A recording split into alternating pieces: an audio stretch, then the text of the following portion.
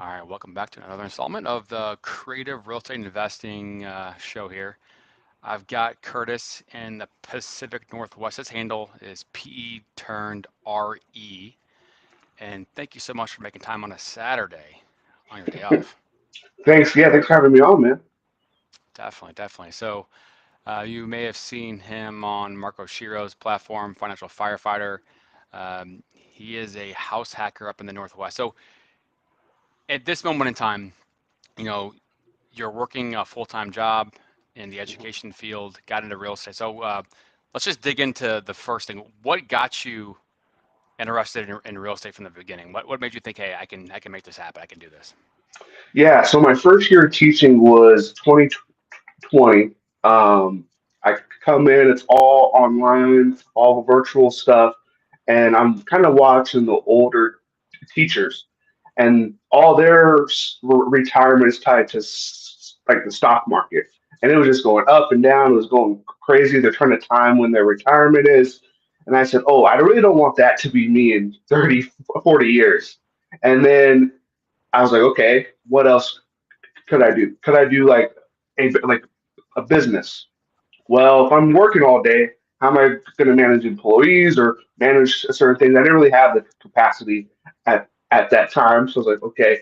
Well, it only really leaves me with the third option, which is like the real estate. So I started listening to the bigger pockets, and then I was like, oh, house hacking is something that I can definitely do.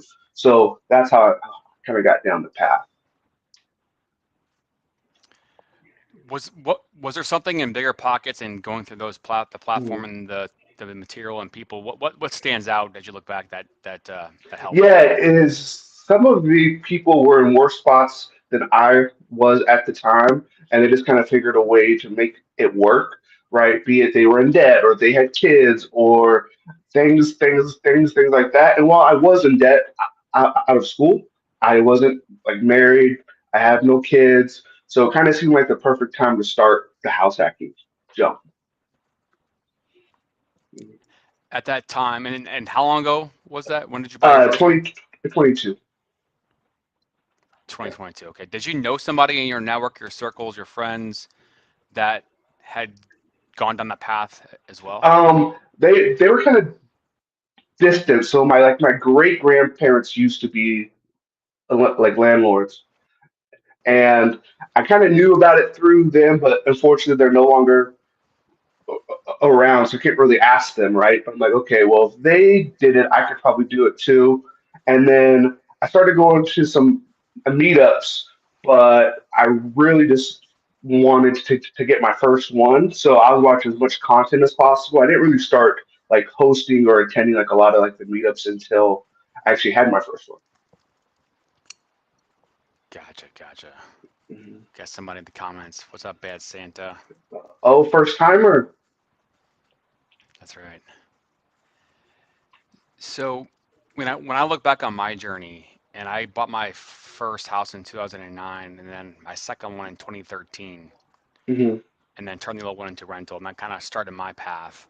I didn't really have anybody in my circles that was doing it. Didn't have any, friends that were doing it. So it's just all like you said, all the online stuff. So, there weren't a lot of meetups, unfortunately, in my world. So, when you look back, what was your biggest fear there? Did you have any fears going down that path?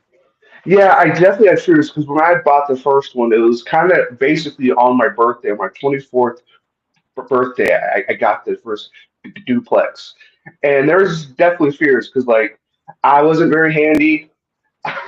All I knew is I could get the rents to basically cover like the mortgage, but everything else I knew I was gonna have to learn on the fly.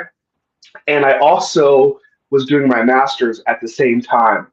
And if I have a tip for anybody, anytime you're doing something new, don't do a lot of new stuff at the same time. It's kind of overwhelming. Yeah, I can definitely relate to that for sure. So, when did you get your second property? Last year, 2024. Okay, so a couple years later. So, hearing your story, I mean, I think you shared some of the unique living quarters that you were in. Can you share a little bit about that?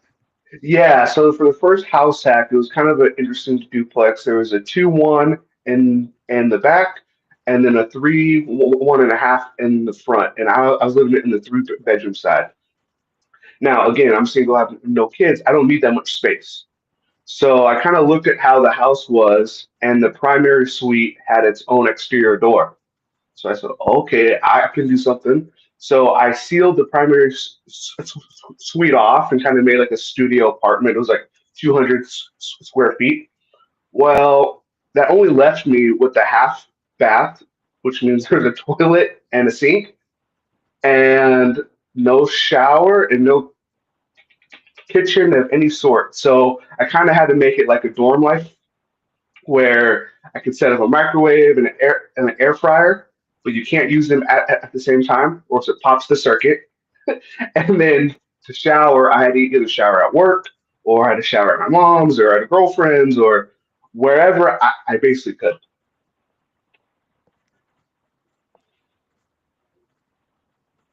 Okay. So going through that, so that was basically a couple year of a journey, right? Yeah, it was like 16, 18 months. Yeah.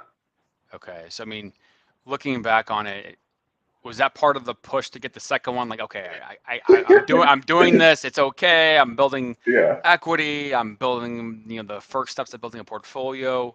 What was going through your mind at that point as you were navigating and planning for the next one?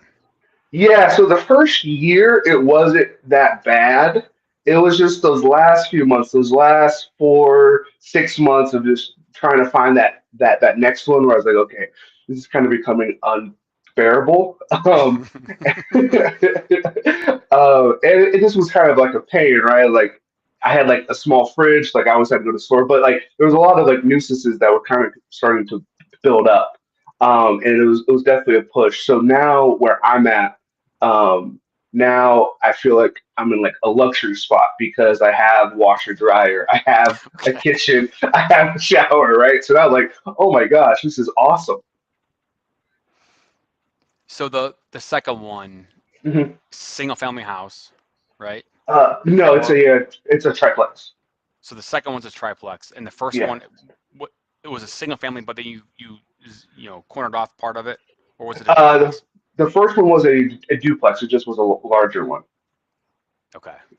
Mhm. So navigating kind of the financing of it, right? Yeah. FHA, conventional. Can you walk us through kind of the Mhm. logic and order of events there? Yeah, so the first one was at FHA, just because that's what I heard people talking about. It's 3.5% down. I wish I would have done conventional 5%, but I don't know if that was a product at that time, because unfortunately I'm stuck with the PMI on that like first one, and it's reached the point where PMI can fall off, but PMI never falls off with Hmm. FHA loans. So I'm kind of stuck with that, and the rate is so low. I'm like, it's going to be a long time until I can refinance. Are you willing to share kind of what range you're in on that one, Yeah, on the yeah. rate? It's a 4.1. Okay. Okay. Mm-hmm. Awesome. Awesome. And then the next one, I'm assuming Yeah. conventional. Yes, it was a conventional, and the rate is a lot higher. It's like a 6.6. Yeah. Yeah. Yeah. I mean, from a standpoint of navigating multi-families, I mean, yeah, I guess a couple years ago, I forget exactly what time frame that they did allow the multi-family on a conventional loan to have it where you could do the low down payment as opposed to say 25%, which is a huge opportunity for people that do want a house hack. Mm-hmm. And just kind of going backwards, when you said, okay, I want to be able to get on this path, did you have a certain expectation or a goal in mind of say 5, 10 years out? What's your expectation with all this? Yeah. So when I had started, a big influence at the time was Dion from Dion Talk. So he's actually from my area, and when I heard his story, 90,000 bad debt, three kids, and it took him 10 years. So I'm like, okay, even if I'm not as good as an investor as him, I'm starting from a better spot. So it could probably take me the same amount of time to kind of reach financial independence. So I was like, okay, if I start at 24 by the time I'm 34, I would like the opportunity to leave education and just living off the investments. Awesome. And what part of Washington area are you in again?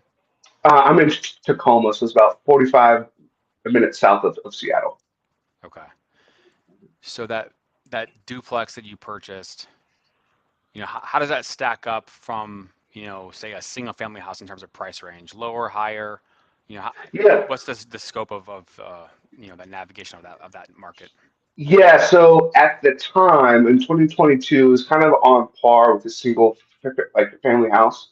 I bought it for 440, which was kind of the price point for a single family at that time in Tacoma. And then when I got the triplex last year, it was slightly above the median price. So I bought it for 500. Okay. So the first property that you lived in Mhm. it, right? You had a renter covering, paying rent and covering some of your payment. So at this point in time, are we, accurate in saying that the rents are covering your overall payment as a Yeah, as a rental? so actually while I lived there, because of the way I kind of partitioned off the section that I would live in, um, it actually got to a point where the tenants covered the full like mortgage while I was there. All I had to pay was maybe some electricity or like my portion of like the Wi-Fi, but that was about it. So very low or no costs actually while I Okay. lived there. And then now it covers the mortgage plus some. Okay. So there's two units, right? Are, Hmm. are are both being rented at this point? Yep. Yep. Okay. Cool. And then now you got the triplex. Yeah. So how are things stacking up with the other rents in, because if you were going to go buy a house today and have a single family property, you're going to have XYZ amount of a payment. Hmm. And you go buy a triplex, live in one unit, rent out the other Yeah. two, and now you have a net amount of a payment for your outgoing housing expense. Hmm. So how does that stack up if you were to say buy something comparable in terms of the, reduction of payment? Is it, 50%, 20%, 70%? How would you analyze that? Yeah. So I'll kind of look at it from the sense of like renting because the unit that I'm in is more of apartment style because it's kind of a weird triplex. There's a single family, fully fenced in, and then in the back lot there's an up down duplex, and I'm on the bottom of the duplex, so it has more of an apartment feel. But if I were to go rent a one bedroom apartment, I'm probably looking around 1,500 ish, plus or minus depending on what the location, the amenities, things like that, but my payment towards the mortgage is only like 700. So I'm Hmm. half of what the market rent like would be. Okay, that's huge. Hmm. Yeah. And for all of you that are out there listening, if you haven't already subscribed to Curtis's channel, I just dropped it into the chat and on the YouTube side. Check out his page. He's got a lot of good stuff going. His reels are blowing up over there as well. And so yeah, I mean, speaking of that, you have this journey that you're Hmm. going down to build wealth through real estate. You have your full-time job, which you can Hmm. share about it, and yeah, please do. And then, you are putting out content and part of a couple other groups online. I mean, how do you manage all the time, and how do you prioritize all this stuff? I kind of the prioritizing. I probably need to get a better control of because I kind of just take it as it comes. Like, okay, shoot, I have to do an interview this day, or I have an event, right? So I kind of just take it as it comes. I probably need to get more organized in that sense. But I I've under I understand that for the life that I want to have, it can't be like a normal life. Like most people in their 20s, they go out, they party, they go on vacations. I don't really do that. And my family gets mad at me. They're like, "Hey, we're trying to plan this." They're like, "Hey, we're trying to plan this cruise." I'm like, "Well, I don't really have cruise like money." And they're like, "Well, that's not true. You just bought this house. Like, we know you're getting rich." I'm like, "Well, that's not how it works." And so or like my friends, like they kind of like joke with me like, "Hey, do you even have a life?" I'm like, "Yeah, I do have a life, it's just a little different at the moment." And so I kind of had to understand I'm trading time now for time in the future. Yeah, I mean, obviously, when you're quote unquote sacrificing, right, not doing Mhm. things that maybe your network or your friends are doing or family are doing, and you're doing things in a different way, obviously, you're kind of going against the grain. But then at the same time, it's like, well, if you enjoy it, you see the value in it, and you know what you're building, you make your own fun. You turn the process into fun. You get the dopamine hit Yeah. off of the process as opposed to the result at the end that may be delayed. Hmm. So, and I know with you being part of the ORAC community and, some of the groups we have online here, is that part of kind of your mentality too? Is like, hey, surround yourself with the people that are going in the same direction as you are and building those friendships and network? Yeah, yeah. Like I probably have more internet friends than I have like the real life friends that I spend time with now.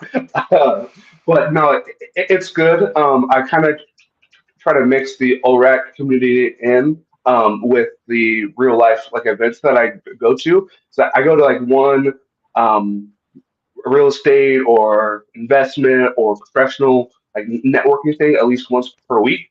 Some weeks there's multiple, just kind of averages out to one per week, and that's kind of a great opportunity too to one network and connect, but also talk about the like real life stuff with people that are going the same direction as me. Gotcha. We have a comment and a question from Flavio. Hmm. And Flavio, he is in Grandview, Washington. How far away is that from Tacoma?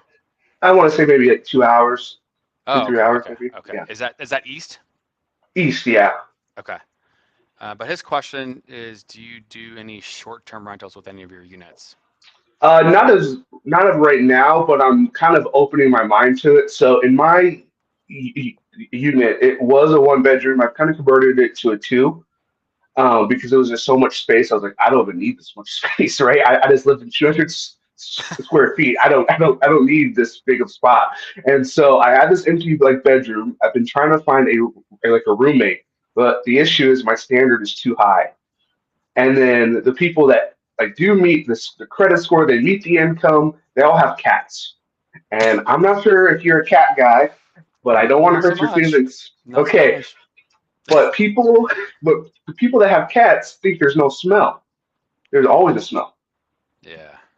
And so I don't really want that in mind. And every person that's fit the criteria has had a cat. So now, so now to Fabio's point, I'm thinking of maybe converting the rooms like a short term because I am right by the base, and so that would be easy. There's a hospital there, right? So there's people that could use just a room. Interesting. Okay. Yeah. Mhm. There's a friend of mine who's in the Panama City, Destin, Florida area. He's former military. Now he's a badass real estate agent and also got putting out content. But he built a portfolio of short-term rentals and house hacking, and he was literally living in a home with say 3 or 4 bedrooms and like renting out by the room, like which Mhm. I've never been around somebody doing that or knew somebody doing that until then. I just can't imagine living my life, with people coming in and out like that. But I guess you get used to it. And now I have kids, so I mean, I could do that anyway. Yeah. Um, but it's an interesting a way because then, yeah, I mean, you're going to get more premium of dollar per room, so Hmm. to speak.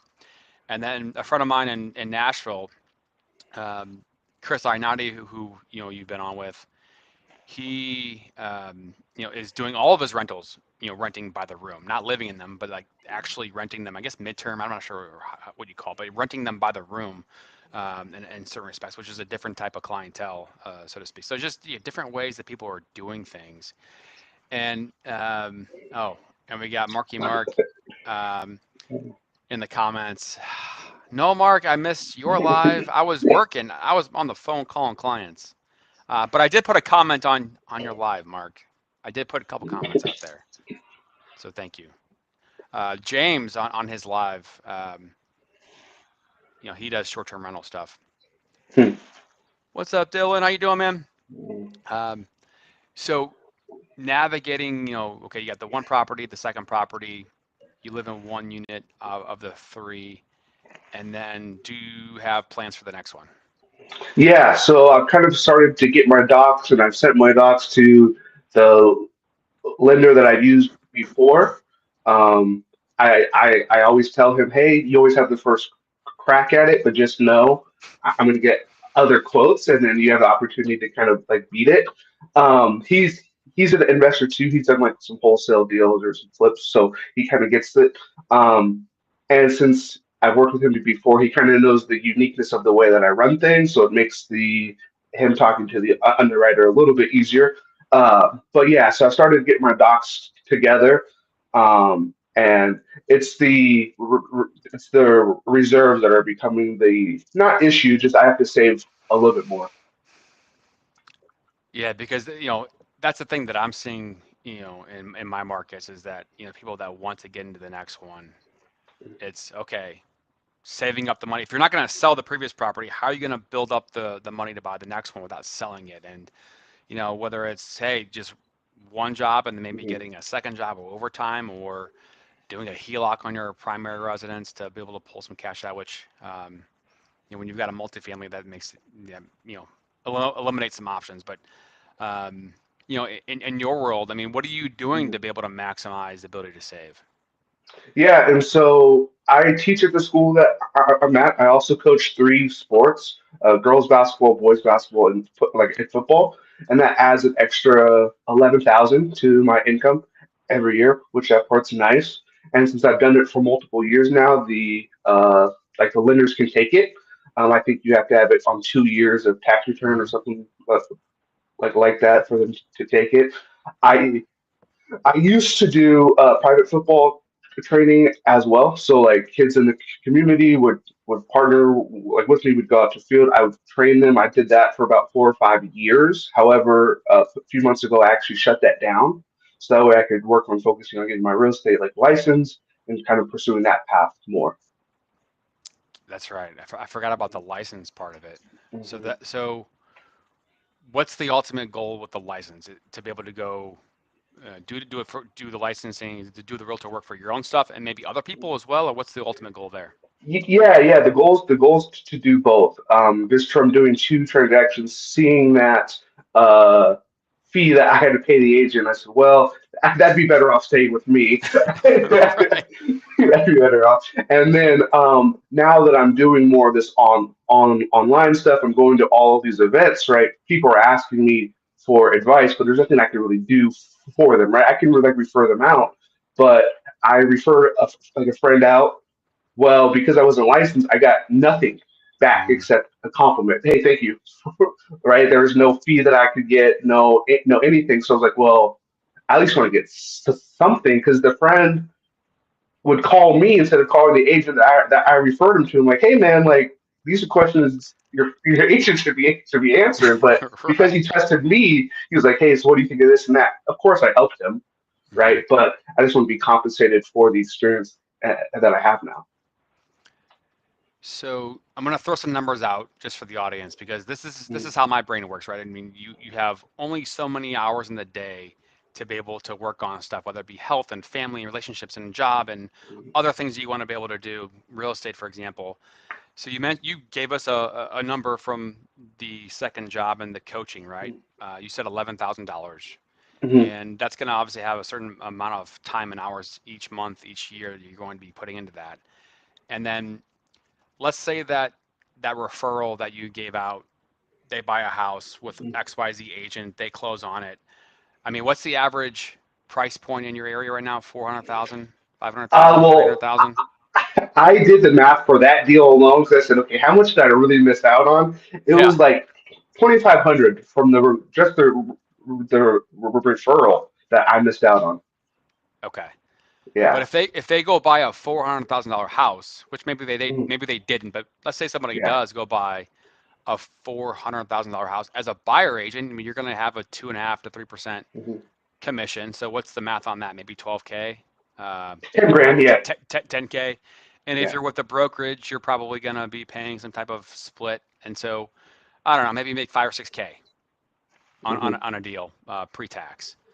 So it takes two transactions to Exactly. equal a whole year of extra coaching. That's the Yeah. scale of real estate. Now, obviously, it takes time to build those Mhm. relationships. It takes time to build your expertise, so it doesn't just happen overnight.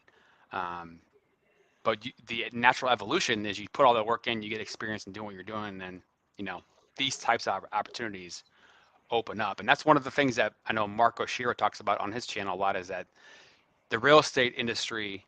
I always talk about, hey, getting into it over time, it opens up doors, but you got to get through the 5 years of suck. The 5 years of just, not seeing the massive results that you hope for and just getting through it and getting to the other side. Yeah, and I almost feel like I'm not restarting, but I'm starting a new clock of the suck, right? Because I have 2.5, 3 years of the investor suck. Well, now I'm about to start the first 5 years of the agent suck. But the but the nice part is, and I was talking to my coach that's going to help me through that, is that because I don't need that income, right? Like I'm not going to live off of the agent income.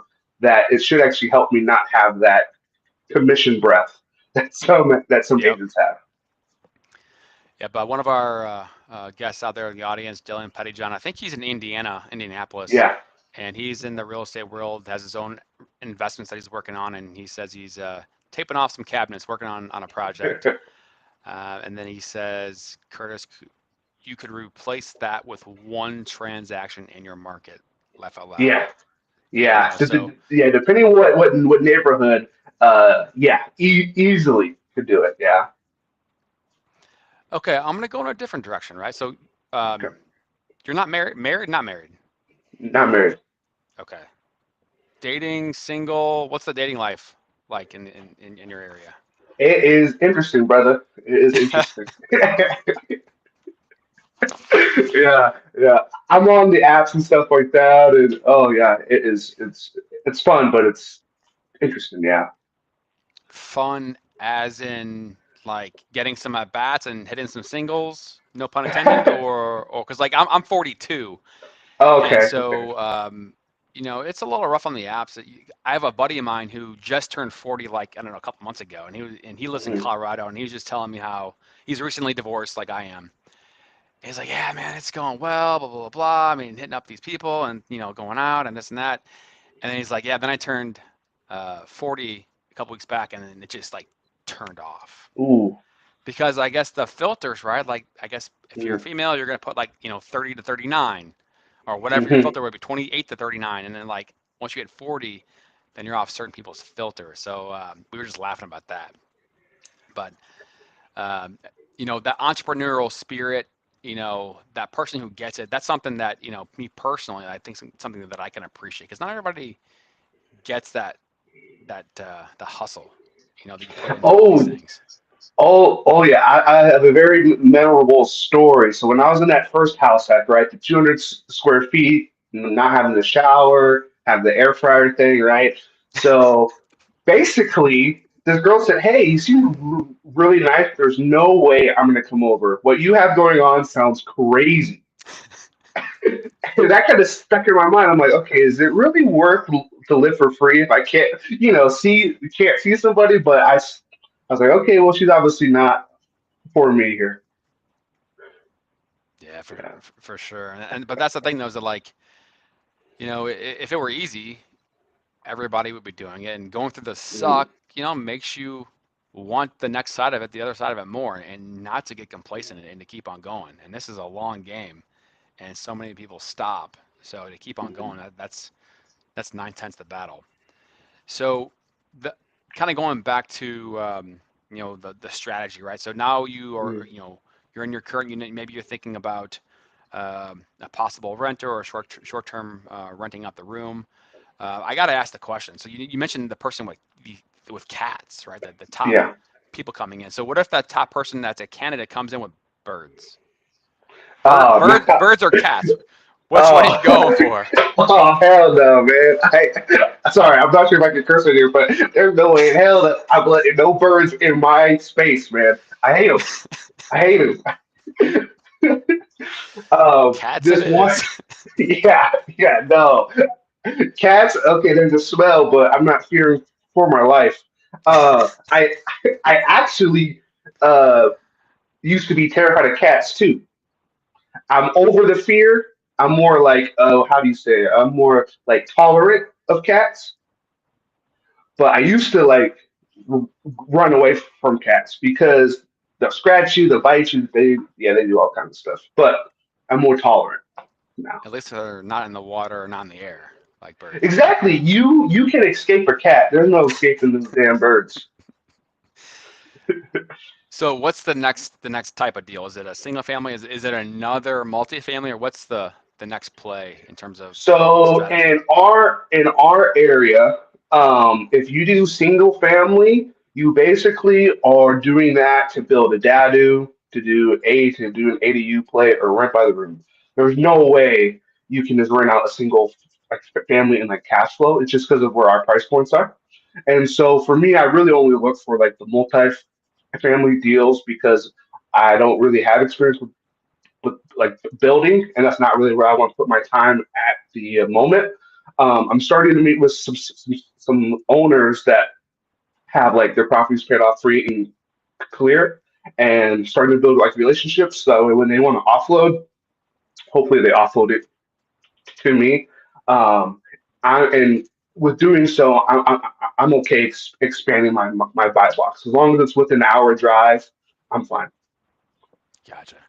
Because like the underwriting part of it, you go from a duplex to a triplex, and then if you go to something that's lower in price or smaller than what you have, Yeah. that can raise questions with underwriting. So the the square footage of the current one that you have, Mhm. so you've got 3 units. Like what? How many beds and baths do you have with your current one?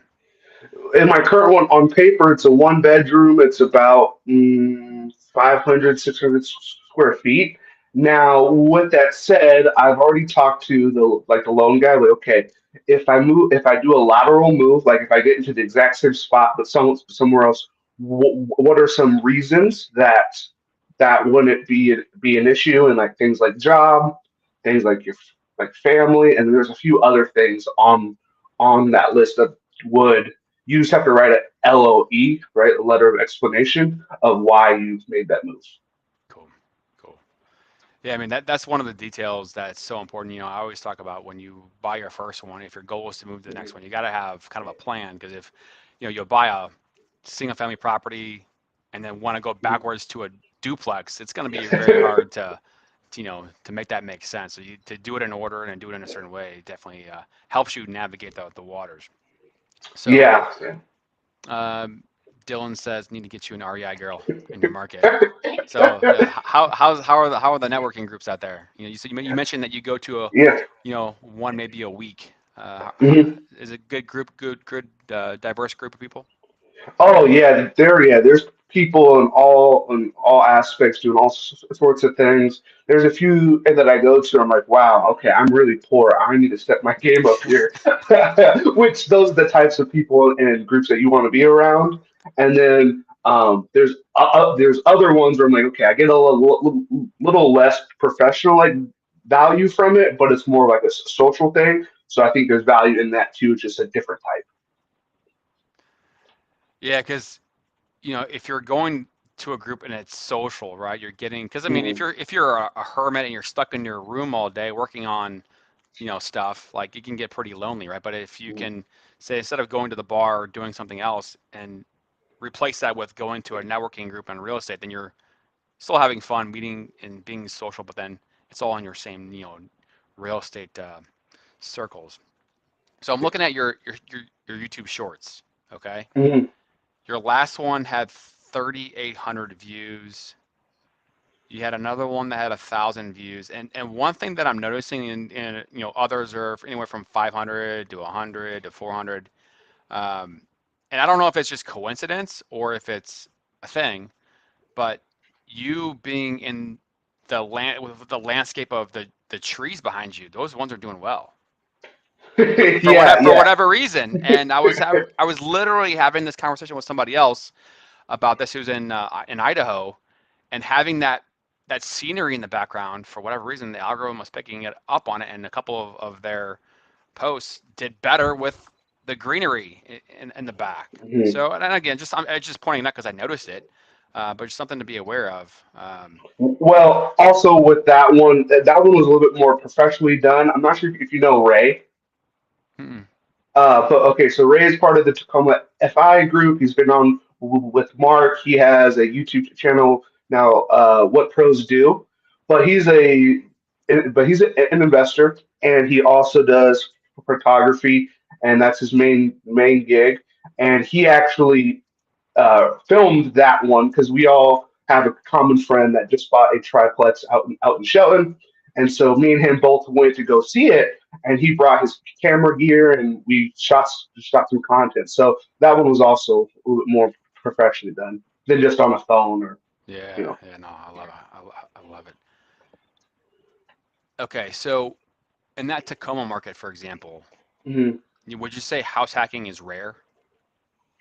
I wouldn't say it's rare because a lot of people that are kind of people look to now as like the successful ones or the ones that are kind of like the leaders in the market. A lot of them say that they started with house hacking, because the interesting thing about Tacoma is that a lot of places have like basements or garages, so it's pretty easy for folks to convert those into like livable space. No, okay, okay. And Now it, the market is getting kind of interesting. So if you're within the city limits of Tacoma, last year we just got hit with this huge shift in landlord laws, which makes Tacoma a little less um, desirable for investors. For example, if you raise your rent more than 5% and the tenant wants to move, you have to help pay for them to move. interesting. Yeah, Okay. So then the strategy on that is that you're going to be disincentivized to raise it more than 5%. Is that what you're yeah. saying? Or you have to get rid of them because you want to upgrade like the unit. You want to move into it in yourself. You have a family member that wants to move in, right? There's ways to get the tenant out so eventually you can get the rent to where it needs to be. Because like the binder strategy in Tacoma doesn't work anymore because you are capped at how much you can raise it. So, when I hear kind of the full profile of you've got the day job, you've got working at the school, you've got the Hmm. coaching, you just got your real estate license, right? You got the groups that the networking groups that you spend time on. Yeah, now you have, you know, the rentals. Is there a day or a time where like, hey, I have XYZ that I have to get done by a certain deadline and I'm just exhausted, and then what? You just gotta figure it out. Like something has to give. It's like, okay, what in this moment can give, right? The teaching job that can't give. I have to be there at 6:40, and I have to be there till 1:40, right? It's just kind of the deal. The coaching, like it is what it is, right? So there are some times where like maybe if there's an event on my calendar, I'm like, gosh, I want to go to this event, but I need to go paint the unit next door before the next tenant moves in. That one's going to take the priority, right? So it kind of just ebbs and flows. Now, is it always perfect? No, it's sometimes very stressful. Like for example, um, in May, I had a tenant turnover. I had 12 hours to turn the unit because a person left on a Wednesday. I had a new tenant signed to move in on Thursday. So I had to get in there and get everything cleaned up in time. So what you're saying is an all-nighter? Basically, yeah, yeah. Luckily, I'd already done a walkthrough to make sure like there was no like damage. Like I Hmm. had to patch up one spot on like a door. Like there was a not like a not like they punched it, but like they hit it with something and created a hole. So I had to go patch that up, make sure it painted. I had the little heat dryer thing on there to try to get it all done. But yeah, So that's a get off work at 1:40 and coach and then go over there, or what yeah. So that day it was a coach. So I got off at 4:30. Get to the property, see what I need to buy, go to Lowe's, buy all the stuff, get back, and get to work. is that a Red Bull day or a cocktail and beer day? What's or eat a pizza No, day? it was a pizza and Mountain Dew day right there. Okay. Speaking my language. Speaking my Yeah. language. It's so funny. I have a story or a post memory that came up on Facebook from like 7 years ago. Mhm. And like this is 7 years ago. So it was back when I was at Fairway, owned a commercial building, and ran a branch with a partner of mine. And I think at the time we had like 15 employees, salespeople, assistants, ops. And for my birthday, my birthday was May 25th. I walk into my office and I see this whole thing of a 30 pack cube of Mountain Dew with a bow on top. I'm like, all right, you know me well. I'm down for Nice. this. Okay.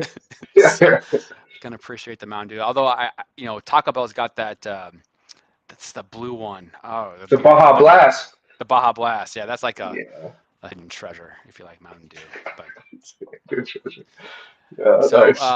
what about pizza, man? Like in St. Louis, we have our own unique type of pizza and cheese. What about out your way? What's like your go-to pizza? We're not really a pizza area.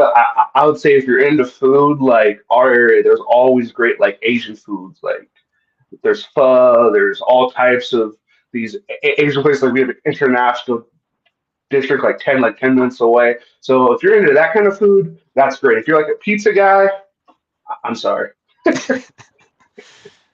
Slim pickings. Yeah, in St. Yeah. Louis, we have a blended cheese. It's called Provel cheese, and either you like it or love it. It's like mozzarella, I forget but it's like a white cheese, and it's Oh, very okay. unique. It's good, but either you like it or love it, and it's on thin crust pizza. So Oh, food crust. Okay. yeah, yeah, the exact opposite of like a Chicago deep dish. So Hmm. okay, so you're navigating the possible third property, and are you thinking Hmm. triplex? Are there quadplexes out there, or just There, fourplexes? there are quads. I'm trying to stay away from up downs, but in Tacoma, which I'm not looking in Tacoma as much, but in Tacoma, pretty much all the quads are just the box shape. I prefer like the two L's types of deals, so that way you get less noise complaints. If there's a plumbing issue, not not all the units are like affected, and so um, but yeah, I'm not really going to like, pigeonhole myself to like a unit count. Duplexes are working less and less. I think people have caught on that they should buy those. So the duplexes price is going absolutely like crazy. So it will probably be a unit or more. I'm talking to a owner. He's about 30 minutes south of me. That he has like a 8 unit one, but they're all duplexes. So I'm trying to figure a way out that when he wants to sell and how I could get those. Yeah, I mean that's the thing that I tell people, you know, those people that are looking for off-market properties that are got dialers or they have a team that's calling or mailing, Mhm, like the properties that they're acquiring are someone's great aunt's property that's now in mhm, an estate, or they have to move into a downsizing situation, or they have to get out for health reasons. It's like anybody and everybody that has real estate on their mind, you have a radius around you, or you may come across something that mhm. is a good off-market property where a professional fix and flipper could pick it up at a great price and do it. They're going to buy it in cash and then they're going to rehab it and they're going to sell it or whatever. But if you don't have the means to do all of it, there are other strategies to be able to get in the game and then be able to capitalize on an opportunity, whether it be partnering together with a professional or JVing or various things that you can potentially do. So, Yeah. any advice that you would give to somebody uh, that's thinking about getting into real estate right now when rates are high, prices are high, there's a lot of unknown out there? What advice would you give? Yeah, just get started, right? Meet people that you want their kind of like life, or you want to do the projects that they want to do, and then kind of build a relationship with those folks because it was very interesting to me when I got started on how much people want to share their experiences or even help you out. Like I thought people would be kind of closed off or not want to share, the industry stuff. But no, everyone, well, not everyone, majority of people are very open and honest about their experiences and will want to help you out. Now, obviously, take things with a grain of salt and trust, but like verify their information. But lots of people want to help you, so just go connect with the people that are in your area. When you look back and getting into bigger pockets and other materials and say, okay, I want to do this or I think I can do this, that Mhm. time frame until you went under contract on your first house? What kind of time frame was that journey? It was fairly quick. So the biggest issue was getting the down payment saved up. So I graduated 2020 and then I closed in 2022, right? So you might think, oh, that's 2 years, that's kind of a long time. Well, I started looking in at 21. It's just, deals fell through, or I was being, or I lost out, or things like that, right? But it's more about just putting the offers out there, or going to go see the open houses. It's like when you start like that process, it doesn't necessarily mean you're going to close your first deal in that first year. It may just mean that, hey, you got a lot of at bats. From a standpoint, were both of you late to this live? No, no, no. I was Curtis, early. Curtis was on 2 minutes early. I had to go fix a IT thing. Thanks, Mark. Love you, bro. Who was the person that was super late on his live? Oh, it was you. It was you. Yeah, That was with Bree. That it, was with Tampa Bree. it, But it again, you were was. working. You were doing your day job. But I was I couldn't miss the opportunity to bring it up. Hey, listen, man. I'm sorry for educating the youth of America. Okay. Do what you gotta do. Do what you gotta do. I told Mark on the chat, never again can he ever bring it up or allude to it or joke about it about me being late ever again. Um, now I forgot what I was gonna ask you. Damn. Okay. All right. What questions do you have for me? You have any questions for me? Yeah. So it seems like you do all sorts of stuff. Mark had said that you do some stuff with the school around you. So what do you do there? So, I've been in lending since 2006, and I built my portfolio along the way. And I call it the stair step method. And I'm going to give you kind of a long story short. And so I bought the next property as a primary, turned the old one to rental. I did that a couple times, and then okay, this is working for me. Cool. I never had a mentor. I mean, I read the books, Rich Dad Poor Dad, and a bunch of other things, but I never really had anybody in my circles that was, doing it. I was just doing it on my own and just kind of figuring it out one step at a time. And so, me working in sales, right? Okay, if I'm 100% commission and I want to try to be able to control my destiny. I have to work a lot of hours. The more hours I work, the better I am in my job, the more efficient I am in my job, the more relationships that I build, the more money I can make in the back end to be able to go invest and try to get ahead. And, because this job is stressful, I don't want to do this my entire life. So what I wanted to be able to do is take back time in the future, financial freedom to take back more time. And so I had this, vision of creating a podcast or a platform called Strive for 25, a number of years back. And the 25 means, hey, if you can increase income, save 25%, have a goal of saving 25%, and then you're going to have options to invest. And so it's really focused on the income part of it because that's what I see as the biggest limiting factor for people who want to be able to get into real estate or buy a house. It's not having the money saved. And there's only so much you can cut. So what am I seeing people do? They're getting ahead by increasing income, side hustles or side businesses, and the things that you're doing, right?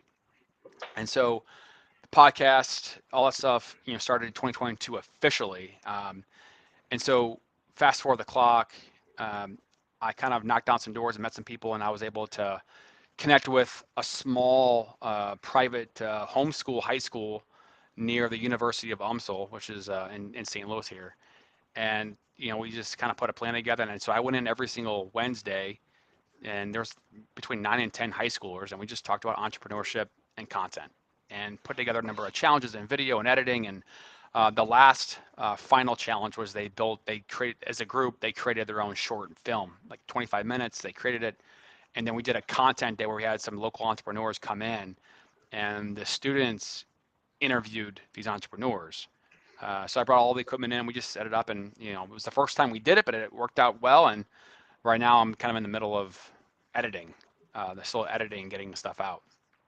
So, um, and if anybody sees this and they have any questions or want to learn about editing and want to do some work, message me on any of these platforms. I'm happy to help somebody learn this stuff on the side.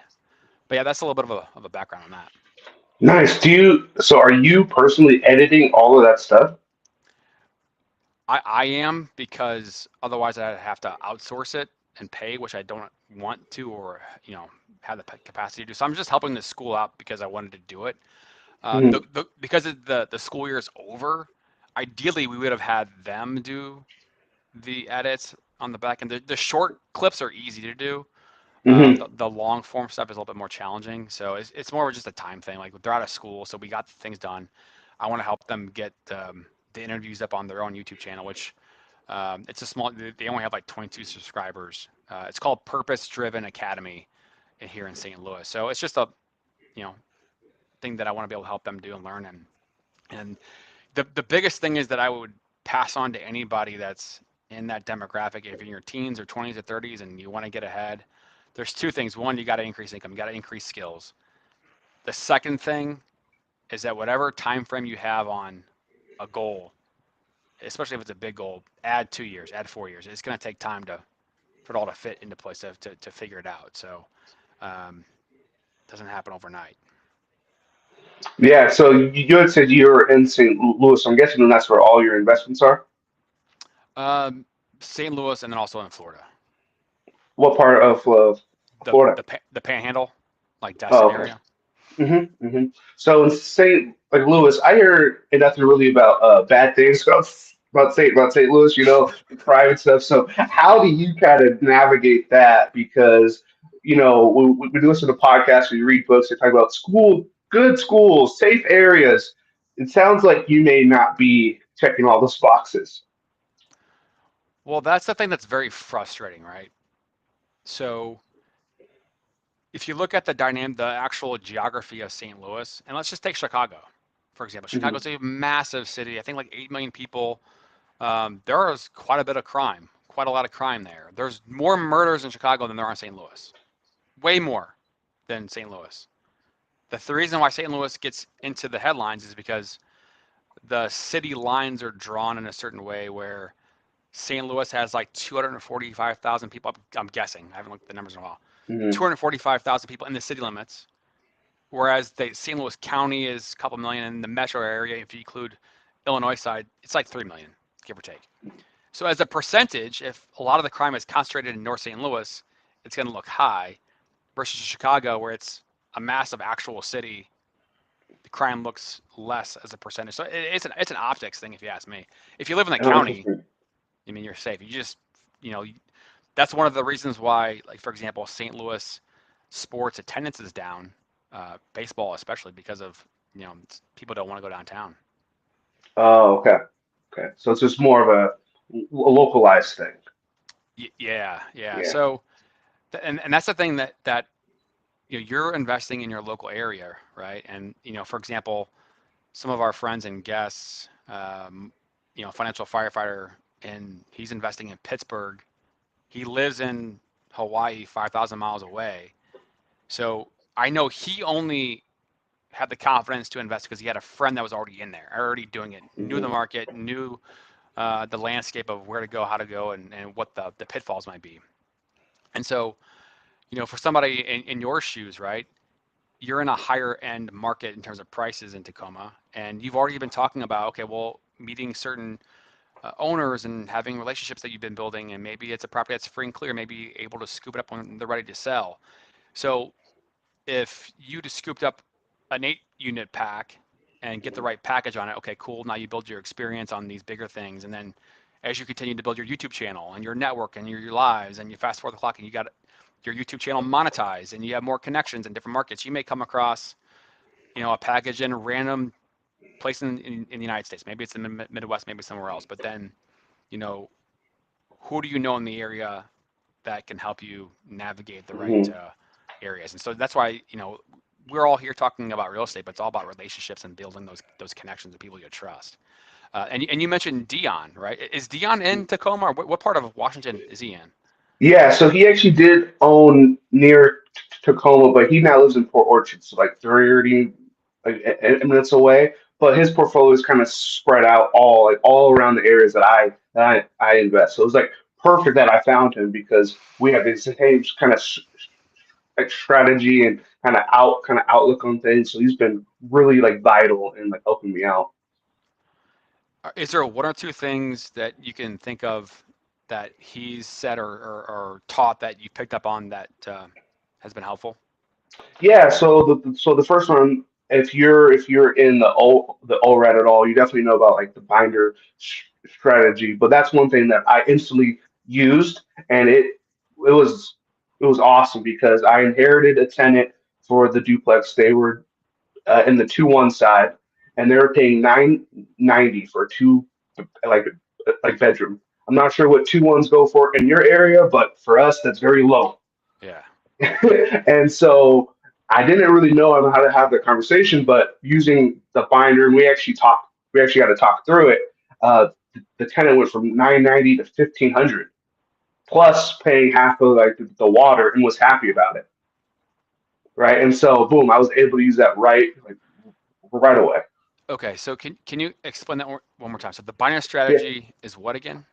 yeah. So the binder strategy is where you get your tenants to raise their own rent, and the way that you do it is that you create like the binder. So if this was the binder, the very first page would be like what they could see on the Redfin or just like Zillow, right? Just so that way you're being as honest and transparent as possible. Hey, this is what I bought it for. This is what the taxes are now going to be based off of. This is my insurance based off of. So the costs have gone up of owning this like property. Then on the next page, you go to like what HUD would pay in the area, what's like Section 8. what the Section 8 is, right? And then for me, because I live near the base, I show what the BH like rates are, what the Army would basically pay. And then I go to comps, say, hey, if you want to move, these are where areas you can move to, but this is what the price is, right? So you're kind of allowing them to kind of see the picture. And then the very most important thing is at the very end, you say, okay, based on these numbers, what do you think would be fair? And then you pause and you just sit in it. You just sit in the silence, right? And for me, that part was awkward. I'm like, and what if they only say they want to go $10? Then what do I do? Right?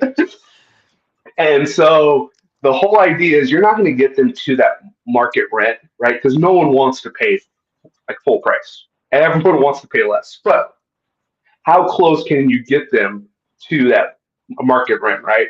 And so for him to go from 990 to 1500 plus another 100 ish for the water and trash and all that stuff, and then be happy about it, that's a huge win. Whereas if I went in there and I just posted notice, hey, your rent is almost going to double, he'd probably be pissed and move out. But because we were able to have that conversation and he understands it, uh, he's happy and he wants to stay put. I love that. Yeah, I wasn't aware of that, and thank you for sharing. And so yeah, that awkward pause, right? Yeah, I was like, oh, what are they going to say? Yeah. But now that you've done it, right, then obviously you're prepared to do it many more times. So that was one thing. Any other? Mhm.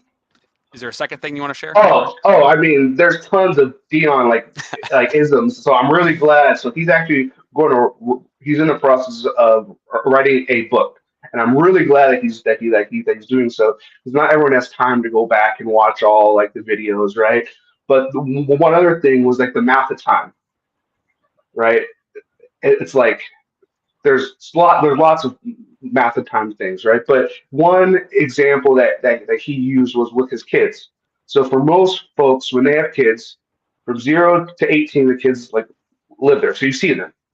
But once they move out, you only see them for about a year. So 18 to 19, right? Now, it's not a year all at once, it's a year throughout the rest of your life. The days add up to like a year. Well, if you can be financially independent and retire early, you can actually expand the amount of time you have with the people that are in your own life, which I thought was really cool. Oh yeah, I love that. I love that. Okay, so I look at my 5-year-olds, twin boys, and it's like, yeah, that's the reason why I'm working so hard or trying to work Mm-hmm. hard is to be able to take back more time and be able to do the things with them.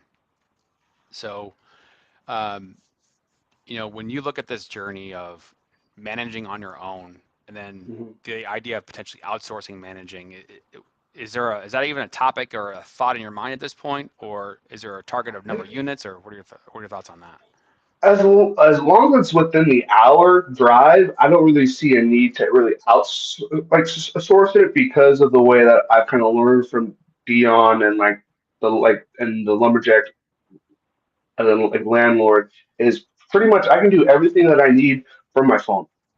I can send handyman. I can pay for things from my phone, and having a PM at least in my local area, I'd have to spend time managing them and making sure they're doing the right job.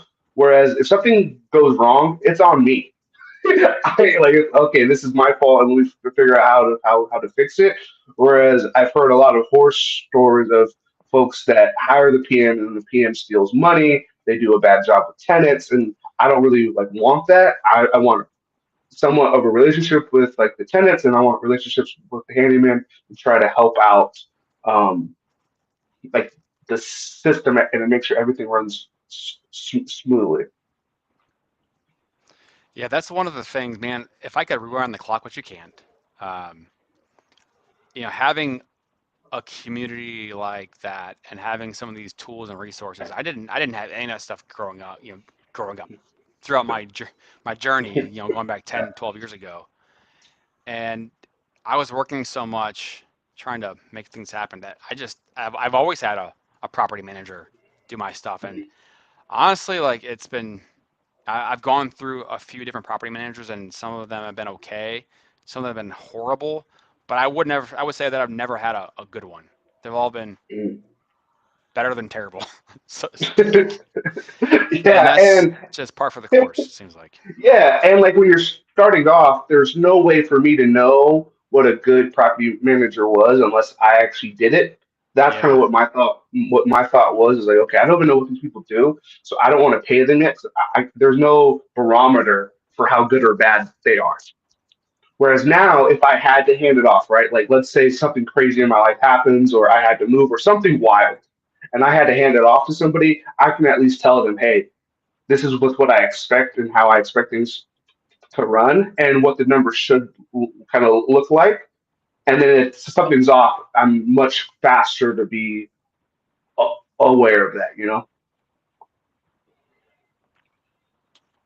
Okay, Dylan says only PM I'll have is if I hire someone in-house. Okay, yep, gotcha. Mhm.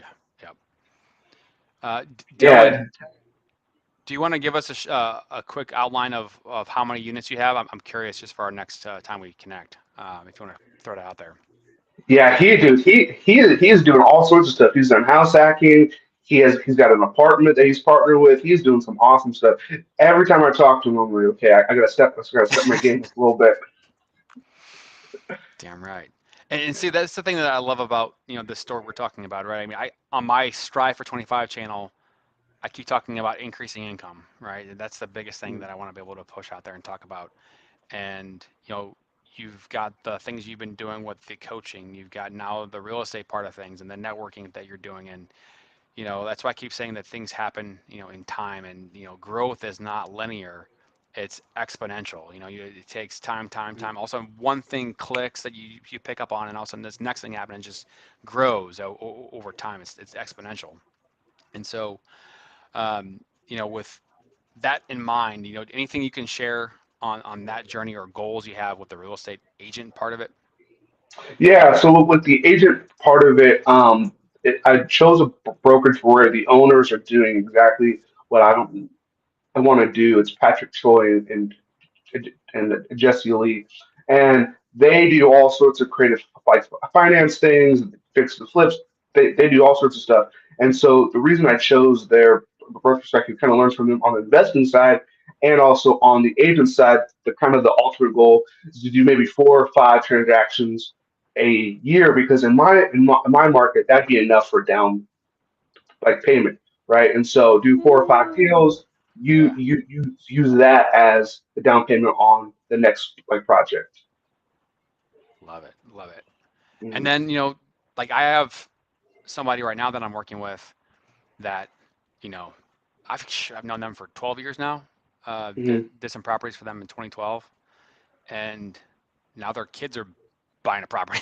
Like the network grows, and so it's like you do one deal, you do 5 deals in a year.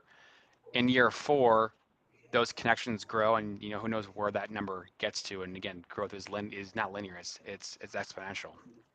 So, um, and you're in your 20s, you said. Yeah, I'm 26. 26. Okay. So I'm gonna put you on the spot. Okay. We haven't Hmm. talked a lot about YouTube, but you know, getting to 1,000 subscribers and getting monetized. What's your guess? What's, Oh, what's your what's your guess? What's your guesstimate on that? to be honest, the YouTube stuff, I haven't really set goals quite like that. To be honest, it was more about trying to build connections, and if the monetization comes, great, but that's not really the intention. Not really the The intention. Yeah, not really the intention. It'll be a byproduct of the conversations and that I have. But for example, one of the biggest private money lenders in our area shared my story on her Facebook, and anytime she sees me, she talks to me about it, and she's now like rooting for me. She's like, "Hey, let me know when your next project comes. I want to lend you some money, right?" And so that to me, boom, that's the monetization. It's not so Yeah. much the $2 I made from a YouTube video, you know? Hmm. So, you were on the live with Bree. Hmm. I guess that was 2 days ago. Was it Thursday or Friday or whatever day it was? Yeah, And she's blowing up. She's in Tampa. She's hilarious. She's got a great following. I think she's over 10,000 followers on her Instagram channel. And she's only been a real estate agent for, I don't know, not even a year. And she's doing well. She's getting listings, and her name is blowing up. And she hasn't monetized per se her platform, but it's working in its own way, right? exactly. By creating the opportunities and opening up doors. And so you're at 100 and what is that? 150 subscribers? Hmm. Does that sound right? Yeah, And and so you know, I talk to people that are that are small business owners, or maybe they're an insurance person, or especially a realtor, or even in lending, the people that I know that are friends. And the majority of people are not going to put content out there. They don't think hmm, it's worth it. They're too scared. Whatever the justification or the reason is, they're not doing it. And so I say that because if you're thinking about, hey, do I start putting content out there wherever you are in your journey, just remember that 99% of the people are not going to do it. So yeah, it's never going to be saturated because the majority are not going to do it. So putting it out there and then having that, body of work that you build over time is so important. And I look at my journey. I mean, I have 400 subscribers on one YouTube channel for the podcast. This, the one that we're on right now that I'm building, 80 something, 79. And the Instagram channels, you do it. And what you said about, not really putting a priority on it, just doing it, I think that's so important because just doing it and having no expectation on it is just 9 tenths of the battle. Just to do it, and then let the work stack, let the body work stack, and then before you know it, some door's going to open up, and it's all going to be worth it. yeah. And then will say for when it's smaller, I can't talk about Bree's crazy numbers, right? But for when it's smaller, those 150 subscribers that I have, they all know me, right? And so when I go out and someone mentions the YouTube to me at some event, I know they already know a little bit about me, right? And so if we ever have to do business or they're thinking about doing like business, I'm more likely to be their favorite option because they already know a piece of me, but just by watching a short little 4 minute like a YouTube thing, you know. And so I'm not sure if you know Chris Voss's books, but part of me on boarding to the brokerage that I'm at, I had to read the Full Fee Agent by Chris Voss and Steve Shell. And in that book, it talks a lot about you're either the favorite or you're the fool when it comes to doing the business with others. Interesting. Okay. No, I'm not Mhm. familiar with that at all, but I'll have to check it Yeah, out. yeah. So they do have the like the book, but I'd recommend the Audible book because then you can hear the tonality and the way that things are phrased Okay. without having to put your own spin on it. Okay. I'm gonna check that out for sure.